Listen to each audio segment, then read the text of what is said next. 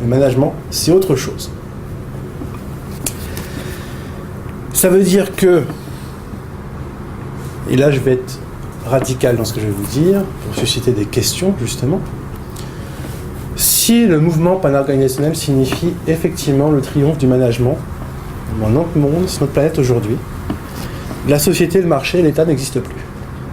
La société, le marché et l'État n'existent plus. C'est-à-dire qu'on peut faire l'hypothèse un peu rapide que la révolution individualiste moderne, à la fois à l'origine de l'individu comme sujet politique, mais aussi comme agent sur le marché, seul face et désarmé face au Léviathan, et qui crée la société comme espèce d'intermédiaire de protection, cette société civile, tout ce schéma moderne vole en éclats au nom d'autre chose que Taylor appelle la coopération, et qui restera le leitmotiv de toute l'histoire de la pensée managériale depuis Taylor jusqu'à aujourd'hui. Le management, c'est un ensemble de réflexions sur comment gouverner les hommes, donc là je prends un terme foucaldien, comment gouverner les hommes en situation organisationnelle, c'est-à-dire comment les faire coopérer. Elton Mayo, qui est le fondateur de l'école de la relation humaine, ça vient juste après Taylor, 20 ans après, a parfaitement compris que, ayant déraciné toute la main-d'œuvre de la campagne, mais que l'esprit d'équipe est nécessaire à la performance, il faut donc recréer les conditions artificielles de ce sentiment de groupe, c'est-à-dire le sentiment de la coopération.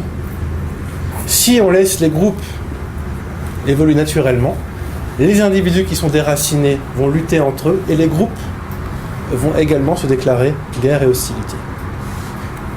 Donc le management, c'est pacifier les relations contre la lutte des classes en vue de la coopération, parce que c'est là le facteur clé de succès.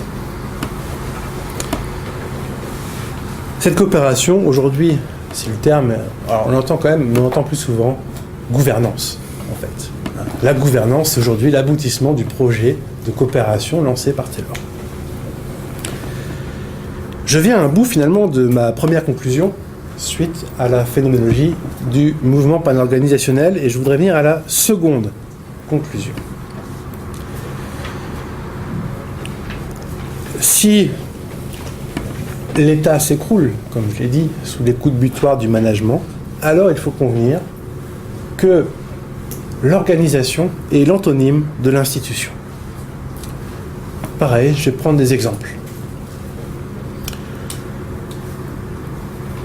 Je peux commencer par un que je connais bien, l'introduction du management à l'université.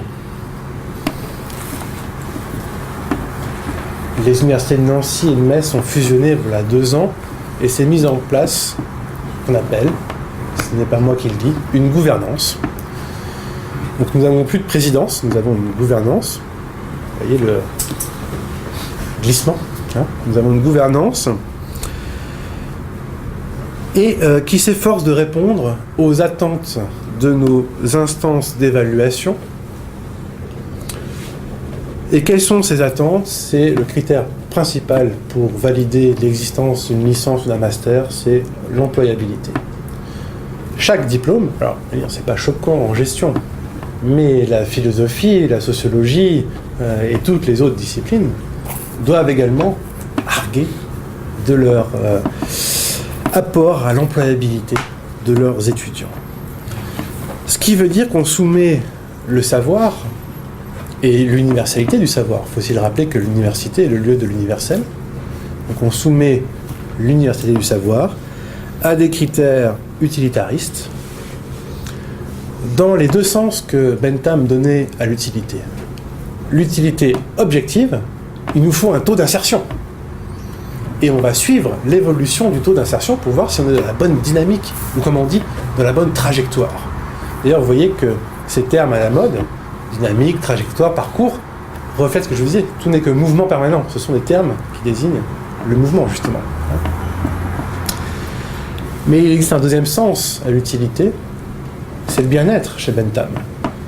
L'utilité, c'est également chez Bentham la différence, ce calcul arithmétique, par lequel on soustrait la souffrance au plaisir.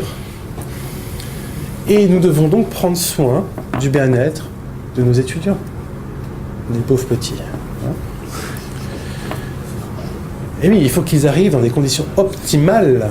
Vous comprenez que derrière l'employabilité se cache quelque chose que nous verrons après, c'est le fonctionnement, le management et l'univers du fonctionnement intégral.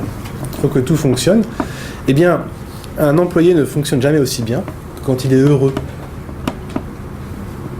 Quand il est heureux, mais évidemment, selon sa définition de Bentham qu'a retenue l'Organisation mondiale de la santé, que la santé, c'est du bien-être. Et le bonheur aussi. Donc, l'université n'est plus le lieu de la transmission du savoir, mais un lieu de formation à la compétence. Et donc on assiste au passage du savoir à la compétence. Nous devons former des gens utiles, et non pas des gens cultivés. Des étudiants fonctionnels, mais qui ne réfléchissent plus, ou en tout cas qui réfléchissent dans l'intérêt du système, l'entreprise comme système. Je parle de l'université, mais je dois avouer que l'une des expériences traumatisantes qui était à l'origine de ce livre, ça a été l'entrée en maternelle de ma fille, qui donc à 3 ans va à l'école en petite section, et vous savez, on donne ce classeur au début d'année et on récolte les travaux des enfants pendant les vacances. Et donc elle vient aux vacances de la Toussaint, donc c'était en 2010, elle revient avec son classeur, j'ouvre ce classeur, je regarde toutes ces petites fiches d'exercice, et sur chaque fiche est écrit en haut « Objectif à atteindre, compétence à développer ». Objectif à atteindre, non mais ne rigolez pas, je veux dire, c'est le cas ici, tous ceux qui ont des filles ou des petites filles de 3 ans, vous, dans 2 ans, bientôt, hein, voilà. Autrement dit, la managérialisation de l'existence n'attend pas l'université, ni l'école de commerce. Elle prend pied tout de suite à la maternelle. Curieux, je surfe sur Internet, je vais sur le site du ministère, mais tout cela est expliqué, tout cela est en fait transparent. On nous explique clairement que l'objectif est le développement de l'employabilité à travers l'acquisition progressive de compétences. Je suis responsable d'un master de ressources humaines. Et en fait, ma fille de 3 ans est en acte ce que j'apprends à mes étudiants de 23 ans. C'est incroyable. En revanche, je peux vous dire maintenant, elle a grandi, qu'au CE2, elle fait des dictées négociées. Est-ce que vous savez ce que c'est ? C'est très intéressant. C'est un travail de groupe où on réunit 4-5 enfants de 8-9 ans autour d'une dictée à trous et on leur laisse un certain temps pour se mettre d'accord sur les solutions. Je passe même le fait qu'il n'existe plus de rapport à la vérité. J'ai envie de dire, d'accord, ça c'est acté depuis longtemps. Mais ici, qu'est-ce qu'on fait ? On les entraîne dès 8 ans à vivre des processus d'influence, à vivre des processus de leadership, à vivre des processus de prise de décision, à vivre un projet, comme on fait du management de projet, etc. Mais cela, évidemment, se fait naturellement. Et généralement, les parents s'en réjouissent. C'est tellement bien qu'il n'y ait plus à créer le tableau noir. Hein ? Donc, ce que je veux dire, c'est que ce qu'on appelle la pédagogie inversée, cette idée que l'étudiant ou l'élève peut apprendre de lui-même, est l'œuvre du management. Le summum de la compétence, c'est apprendre à apprendre. Ce n'est pas apprendre quelque chose. Les contenus sont partis. C'est apprendre à apprendre, c'est-à-dire s'adapter pour fonctionner. Autre exemple, l'hôpital. Je ne vous souhaite pas d'aller à l'hôpital puisque désormais ce n'est plus le soin, l'hospice ou l'hospitalité, c'est-à-dire ce qui définit en propre l'hôpital, qu'on voit à l'œuvre, mais une gestion chronométrique du temps accordé à chaque patient. 20 minutes. Donc si ça, c'est pas l'application du taylorisme. D'ailleurs, vous voyez que le système de gouvernance hospitalière a changé, puisqu'on a accolé à chaque médecin un manager, en tandem. On pourrait continuer par l'Église, qui fait du marketing à travers les journées mondiales de la jeunesse, et qui, pour l'avoir vécu,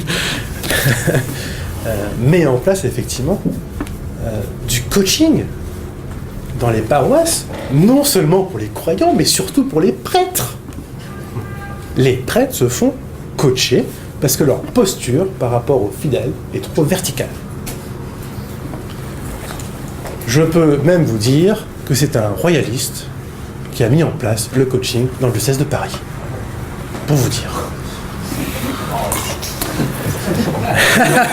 Non.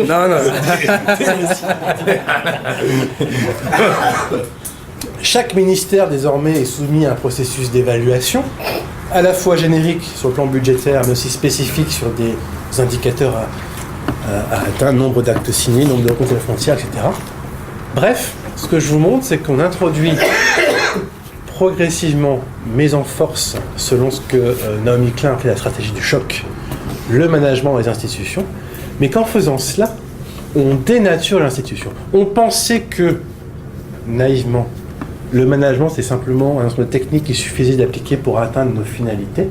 Non, le management, c'est comme Midas, ça transforme ce que ça touche. Et donc, les institutions se transforment en quelque chose qui fonctionne, précisément ce qu'on appelle une organisation. Je soutiens donc que le management est le principal artisan de la crise de l'autorité aujourd'hui. Bien. Nous avons fait là une première étape. Mais il y a quand même un gros implicite dans tout ce que je vous raconte. Je ne vous ai toujours pas défini ce qu'est une organisation. Là, ça fait je ne sais pas combien de temps que je parle, une demi-heure, mais je ne vous ai toujours pas dit ce qu'était une organisation. Donc, deuxième point, qu'est-ce donc qu'une organisation ? On est dans un processus qu'on appelle en épistémologie un cercle herméneutique. C'est-à-dire qu'on avance petit à petit, on a une compréhension globale du tout, mais au fur et à mesure qu'on avance, on est obligé de réviser notre compréhension globale. Ah oui, on n'est pas sur un schéma linéaire. Donc, avançons.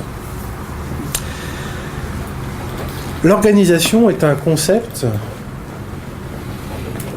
scientifique qui appartient à l'histoire de la pensée scientifique, parce que vous auriez pu me dire « Mais Baptiste, les sociétés se sont toujours organisées de tout temps. Ce mouvement pan-organisationnel, c'est de la connerie. Les Dogons s'organisent. À la préhistoire, Cro-Magnon s'organisait. » Eh bien non, puisqu'il faut différencier le sens commun. Effectivement, quand vous ouvrez un dictionnaire, vous trouvez une définition du mot organisation. Organiser, c'est arranger, mettre un certain ordre, etc. Et son sens scientifique. Et donc, c'est bien ce sens-là qui m'intéresse, tel qu'il émerge dans la biologie du XIXe siècle, mais qu'il se thématise définitivement dans la cybernétique au milieu du XXe siècle. Alors, il se passe une révolution souvent méconnue, trop souvent méconnue, une révolution scientifique mais également métaphysique, en plein milieu du XXe siècle, c'est ce qu'on appelle la cybernétique. La cybernétique naît des conférences Macy, M-A-C-Y,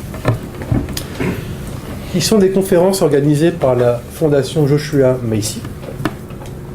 La première rencontre a lieu en 1942, mais en raison de la guerre, les suivantes reprendront en 1946 jusqu'en 1953. Vous voyez, c'est extrêmement daté et circonscrit.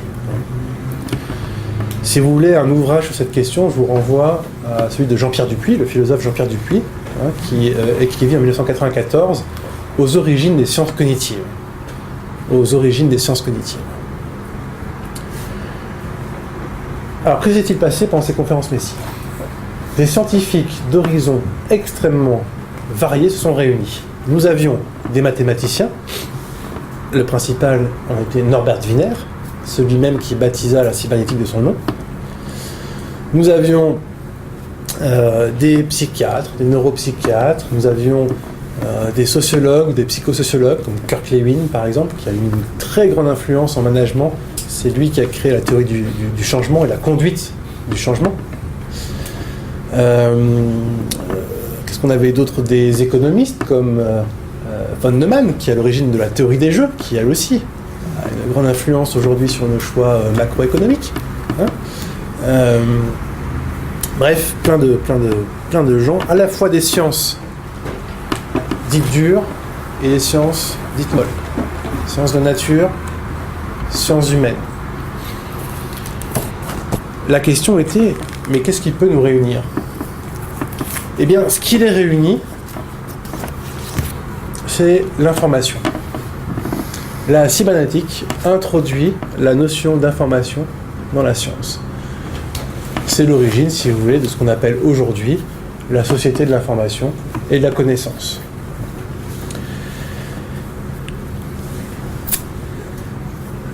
La communication était du coup aussi bien le mode de fonctionnement des scientifiques, qui du coup communiquer entre disciplines, c'est la naissance qu'on appelle l'interdisciplinarité, que le concept de fond qui allait gagner l'ensemble des disciplines.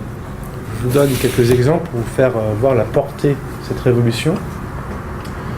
Ce n'est que dans les années 50 que l'on interprète l'ADN comme un code, c'est-à-dire comme un message. Il a fallu d'abord que l'information devienne centrale. Ce n'est que dans les années 50 qu'un physicien français, un brillant physicien français qui s'appelle Léon Brillouin, a introduit l'information à côté de la matière et l'énergie dans l'étude des sciences physiques. Ce n'est que dans les années 50 que Gregory Bateson reformule l'anthropologie comme l'étude des circuits de communication. Ce n'est que dans les années 50 qu'on revisite la psychothérapie pour condamner la psychanalyse, on revisite la psychothérapie qui deviendra psychothérapie cognitive et comportementale, c'est-à-dire interaction et communication entre le patient et son thérapeute. Bon. Bref, et même en linguistique, Lévi-Strauss a avoué lui-même être fortement influencé par la cybernétique quand il a écrit l'anthropologie structurale. Et je pourrais évidemment démultiplier les exemples, j'en citerai encore juste deux. Ça touche également la philosophie, puisque Derrida, dans la grammatologie, dit lui-même que le concept de programme qu'il utilise, ou de gramme, est emprunté à la cybernétique, et Deleuze, Mille plateaux, son fameux ouvrage Mille plateaux, qu'il emprunte le concept de plateau à un cybernéticien qui s'appelle Gregory Bateson. Autrement dit, la cybernétique marquait l'ensemble de la postmodernité de son empreinte.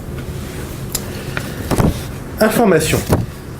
Mais, donc là je vais suivre un peu Norbert Wiener, qui en 1948 écrit un livre qui s'appelle Cybernetics, et qui est l'acte de naissance officiel de la cybernétique.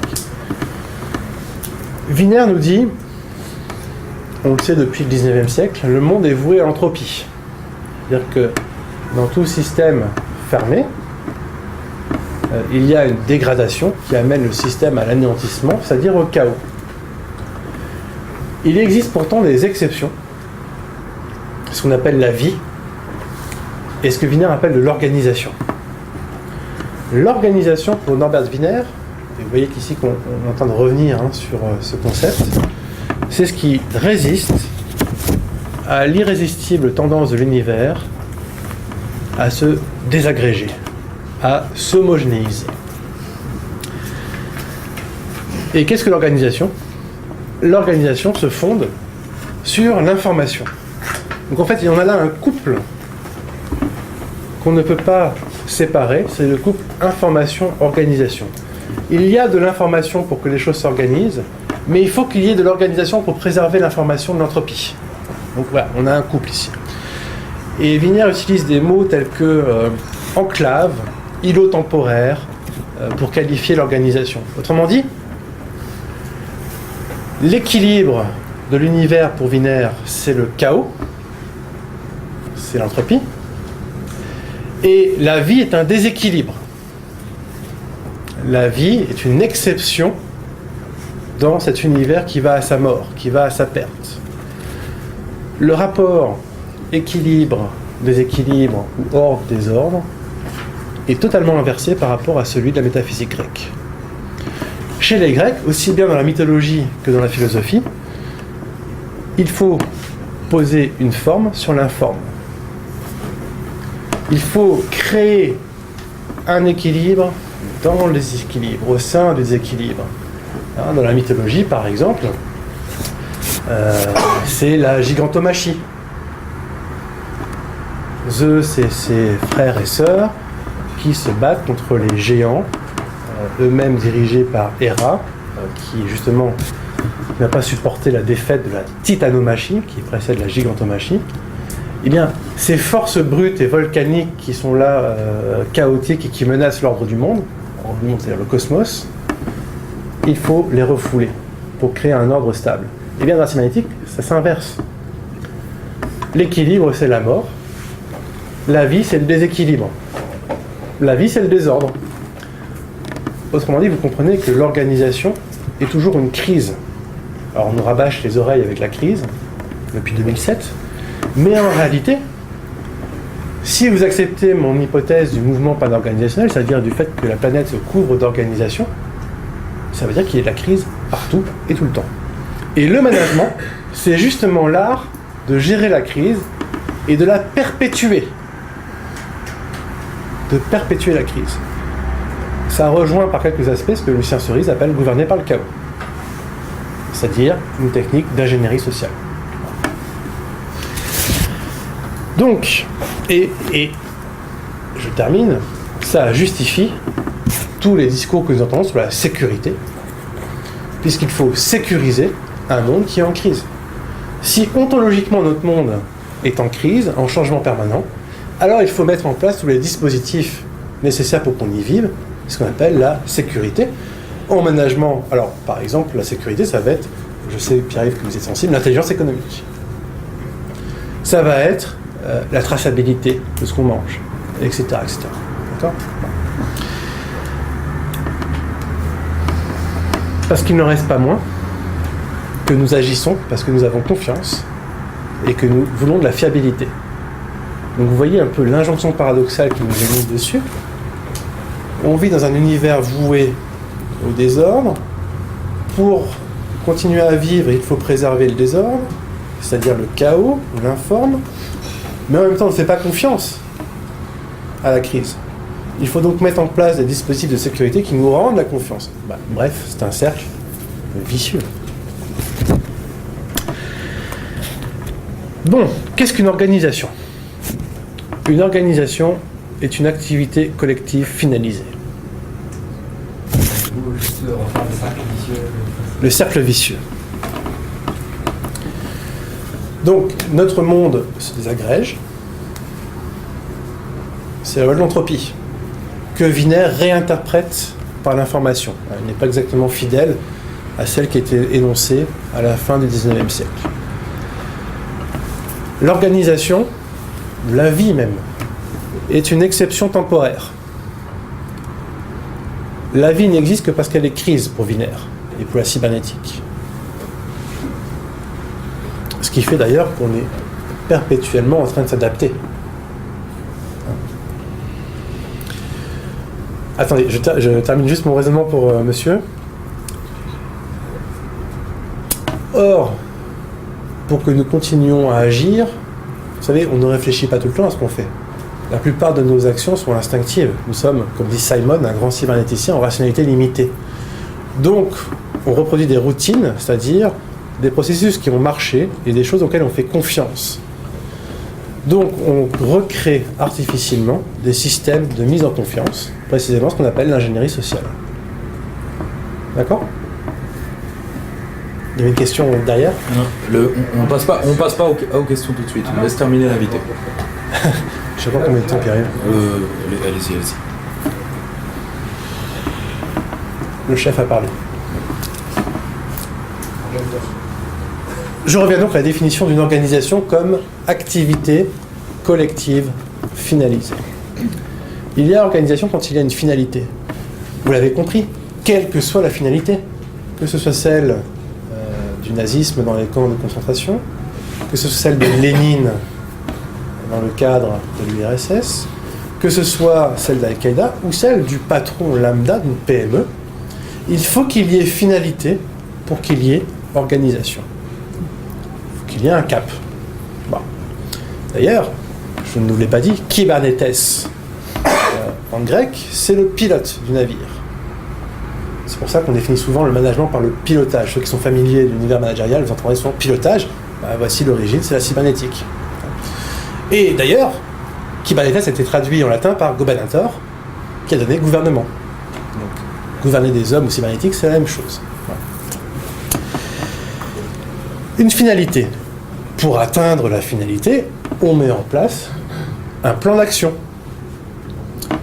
Vous allez me dire jusque-là, oui, ça c'est de la rationalité instrumentale qui avait été déjà vue par Max Weber, mise en place de moyens pour atteindre une finalité. Oui, mais la sémantique introduit quelque chose d'autre, c'est que ces actions, donc là je suis en train de dessiner la boucle, on les soumet à un processus d'évaluation et de contrôle.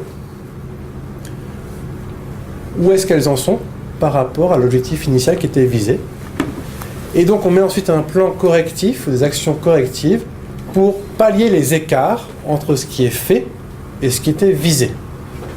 Donc voici une organisation, c'est une boucle de rétroaction, finalité à atteindre, action engagée, contrôle et évaluation, action corrective, plan de correction, dans une boucle qui ne s'arrête jamais. Il est là le mouvement permanent du management. D'accord?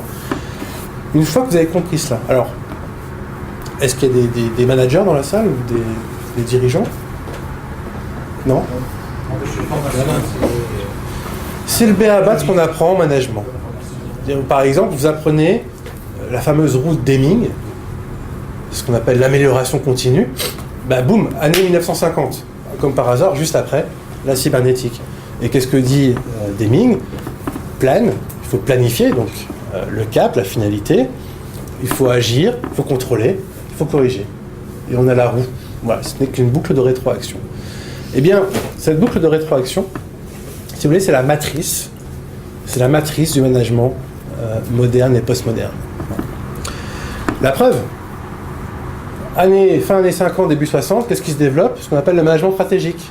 Ben oui, il fallait une discipline qui nous apprenne comment définir les finalités, puisqu'il y a organisation que s'il y a finalité. Donc la stratégie, c'est l'art, je mets des guillemets, de définir les finalités. Toujours années 60, qu'est-ce qui se développe? Le contrôle de gestion. Le contrôle de gestion, c'est pas que des tableaux de bord, c'est pas que de la gestion de trésorerie. Le contrôle de gestion, c'est orienter les comportements des salariés vers l'objectif à atteindre.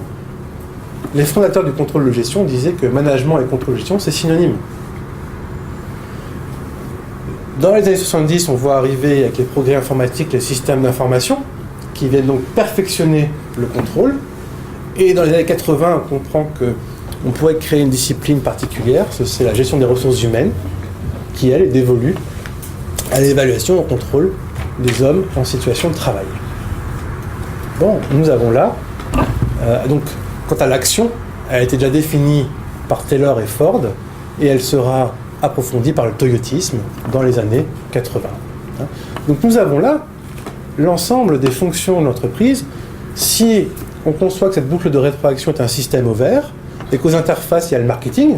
Le marketing est l'interface de l'organisation avec son environnement, mais aussi tous les systèmes de veille, d'intelligence économique, mais aussi la fonction achat, c'est-à-dire ce qu'on fait rentrer comme matière ou comme information dans l'organisation.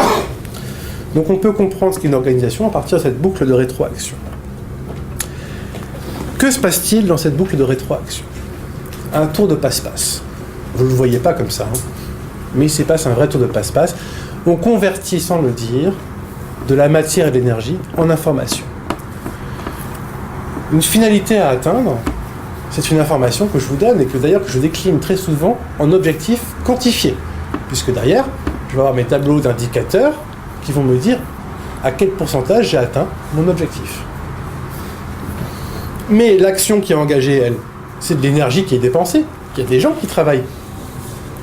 Soit qui produisent des biens, soit qui produisent des services.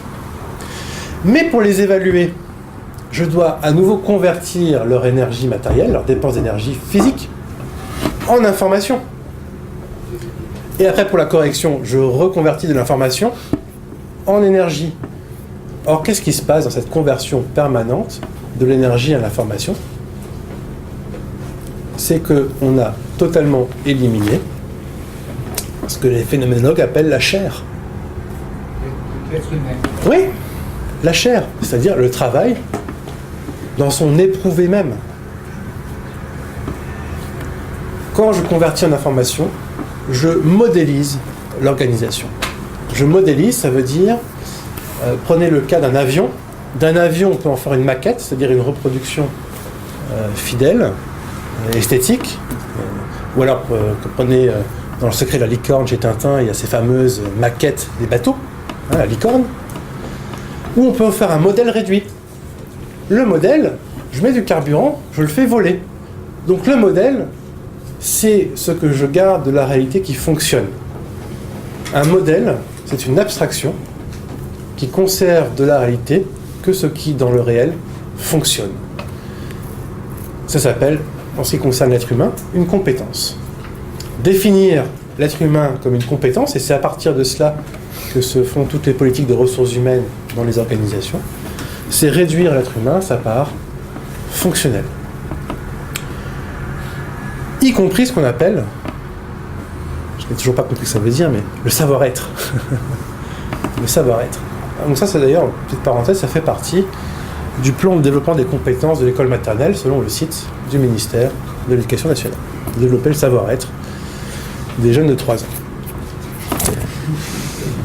C'est vrai, c'est vrai. Donc, je modélise mon organisation à travers des schémas. Ouvrez un livre de management, qu'il soit écrit par un théoricien ou par un consultant, vous verrez des schémas à toutes les pages, des modèles. On cherche à modéliser l'organisation pour savoir comment elle fonctionne, donc pour être performante. Mais à cette modélisation, elle évacue donc la matière, la chair du travailleur. Le retour de refoulé s'appelle stress, burn-out, absentéisme, turnover, etc. Elle évacue aussi le sens. Parce que comme le dit Jean Baudrillard, pour qu'il y ait du sens, il faut qu'il y ait du non-sens. Or, quand je modélise pour que tout fonctionne, il n'y a plus de place pour le non-sens. Ça a été évacué dans ma boucle de rétroaction. J'asservis toute action à la finalité par le processus d'évaluation. J'élimine tout ce qui ne sert pas. Tout ce qui ne sert pas est irréel. Autrement dit, si je reviens à la caverne de Platon qui était si chère à Jean-François Mattei, nous sommes dans le monde des simulacres, c'est-à-dire des ombres qui sont projetées sur la paroi de la caverne. Nous vivons le réel d'un monde irréel. Et c'est ça qu'on appelle le pilotage. Autrement dit, manager ne peut se retrouver dans aucune des catégories de la vie moderne d'Hannah Arendt. Vous savez qu'elle distinguait le travail. Le travail, c'était le travail du corps qui se soumet au rythme biologique de la production et de la consommation. Une espèce d'aliénation à conditions biologiques. L'œuvre, c'est le travail de l'artisan qui, parce qu'il a un plan préconçu, va fabriquer un objet qui résiste à l'usure. Parce que dans la consommation, le travail, il y a consommation. Ici, l'objet, on le réutilise, même s'il s'use. Et l'action qui est l'irruption de l'homme sur la scène de l'histoire, mais qui n'est possible que parce qu'il y a un cadre façonné par le monde d'œuvre. Et bien le management ne rentre pas là-dedans. Ce n'est ni du travail, puisque le manager ne fait rien de ses mains. Il ne fait rien de son corps. Ce n'est pas une œuvre, il ne fabrique rien, et ce n'est certainement pas ça ne relève pas du domaine politique, puisqu'il n'y a rien précisément de neuf dans ce culte de l'innovation permanente. Autrement dit, on pourrait rajouter une 4e catégorie à la condition de l'homme moderne Hannah Arendt, qui est le pilotage. Le pilotage comme ce gouvernement à distance par la modélisation fonctionnelle. On pourrait croire que c'est insignifiant, mais si je vous dis que 18,4% des étudiants français et plus de 20% des étudiants du monde occidental étudient le management, ça devient sérieux. Bien, je pense que le temps passe, Pierre-Yves. 5-10 minutes. Ouais. Oh. Ouais, ça va. Ce livre est sous-titré « théologie de l'organisation. J'en dis quelques mots avant de passer à la conclusion. Un chapitre entier est consacré, alors effectivement, on pourrait dire à l'archéologie théologique de la cybernétique, puisque Norbert Wiener se réfère une fois dans le Cybernetics et 2 fois dans son livre Testament qui s'appelle God and Golem, au Maharal de Prague, qui est un penseur